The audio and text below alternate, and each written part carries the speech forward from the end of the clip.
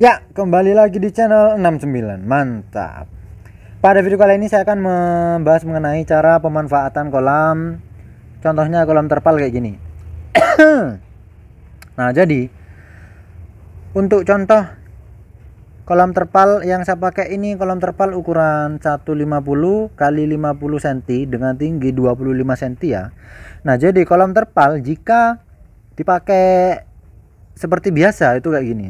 Nah, jadi biasanya itu diisi ikan, diisi air biasa atau diisi lobster kayak gitu. Nah, pada video kali ini saya akan memberikan sebuah pembahasan bagaimana cara memanfaatkan satu buah kolam terpal kayak gini itu sehingga nantinya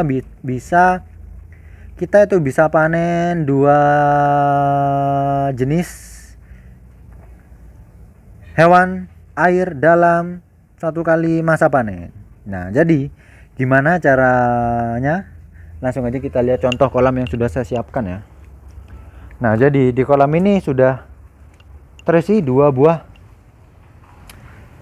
hewan air yang bisa dijadikan satu dan nantinya bisa dipanen secara bersamaan. Nah, jadi kolamnya itu ada di sini. Nah, jadi di dalam kolam ini itu berisi lobster dan juga ikan gupi. Nah, ikan gupi seperti apa? Ikan gupi burayaan kayak gini atau anakan-anakan ikan gupi kayak gini. Total ikan gupinya ada berapa, Bang? Ikan gupi tadi saya hitung ada 200-an. Nah, jadi lobsternya ini masih burayaan juga. Jadi nanti kurang lebih 1 bulanan atau 2 bulanan kita akan panen ikan gupi remaja dan lobster remaja dari kolam ini. Dari satu buah kolam yang ukuran 50 kali 150 cm dengan tinggi 25 cm ini.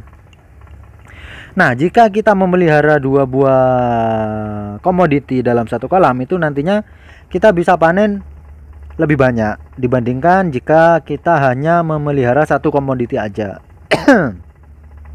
Nah, pertanyaannya gini, apakah lobster dan ikan gupi itu bisa hidup dalam satu tempat?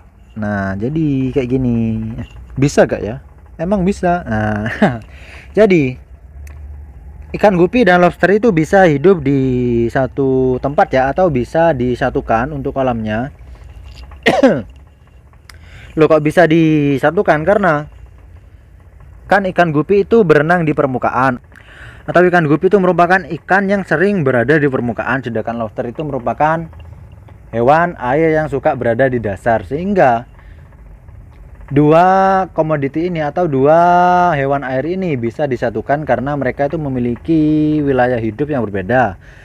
Ikan gupi berada di permukaan, sedangkan lobster berada di dasar. Dan ikan gupi juga aktif di siang hari, tidur di malam hari, sedangkan lobster itu aktif di malam hari, tidur di siang hari. Jadi mereka berdua ini memiliki kehidupan yang bertolak belakang ya. Jadi kayak gitu.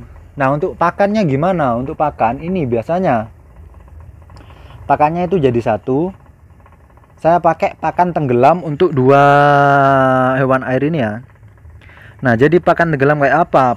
Pakan tenggelamnya itu kayak gini. Saya pakai Fengli yang ukuran 3L. Nah, jadi Fengli 3L ini mana wis? Kok gak ada? Waduh. Pokoknya Fengli 3L itu merupakan pakan untuk lobster. Nah, emang ikan gupi bisa makan makanan lobster? Ya bisa. Jadi kayak gini. Ketika nanti saya ngasih makan, pakannya itu kan akan berada di dasar karena untuk Fengli 3L ini merupakan salah satu jenis pakan yang tenggelam. Nanti saya kasih makan pagi dan malam. Untuk makan pagi itu biasanya untuk ngasih makan ikan-ikannya, sedangkan untuk makan malam itu untuk ngasih makan lobster-lobsternya. Untuk makan pagi yang tidak habis dimakan oleh si ikan nanti akan dimakan oleh lobster di malam hari. Nah, sedangkan untuk pakan lobster yang malam tidak habis itu nanti akan dimakan ikan gupi di siang hari. Nah, jadi kita tinggal ngecek aja. Misal kita mau ngasih makan pagi, kita lihat pakannya, kalau masih ada ya gak usah dikasih makan. Ketika malam hari juga itu kita lihat dulu pakannya masih ada atau enggak. Kalau pakannya masih ada itu ya gak usah dikasih makan dulu kayak gitu. Karena untuk pemberian pakan yang berlebihan itu nantinya juga akan berbahaya untuk si ikan dan si lobster yang ada di kolam. Nah, di kolam ini saya juga menambahkan aerator ya kayak gini ya. Karena untuk pemeliharaan lobster dan ikan gupi di dalam satu wadah itu tentunya akan membutuhkan kadar oksigen yang lebih banyak. Karena apa ya?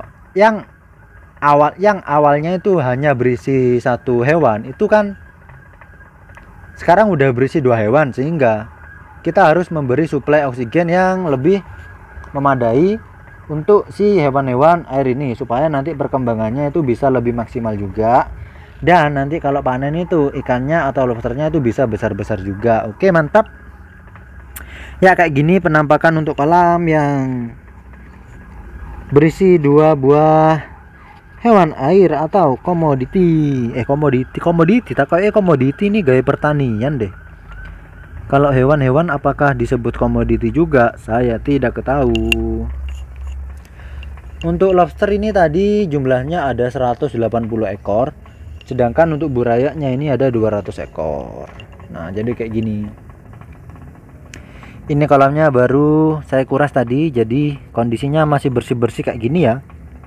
Ya, mungkin cukup sekian dari channel Alam 9. Buat kalian yang punya pertanyaan mengenai ikan gupi, mengenai berbagai macam hal yang berkaitan dengan ikan gupi ataupun lobster atau hewan-hewan lain yang berkaitan dengan air kayak ikan gupi, lobster atau ikan cupang, itu kalian langsung aja tulis di kolom komentar, nanti pasti akan sejawab komen-komen kalian. Nah, kalau kalian punya requestan video, nanti kalian bisa langsung aja tulis di kolom komentar, nanti pasti akan saya jawab atau akan saya bikinin videonya kayak gitu. Oke, mantap ya. Mungkin cukup sekian dari channel 69, kurang lebihnya mohon maaf. Sampai jumpa di konten channel 69 lainnya. Oke, jos, mantap. Jangan lupa dukungannya, like, comment, share, subscribe, jos.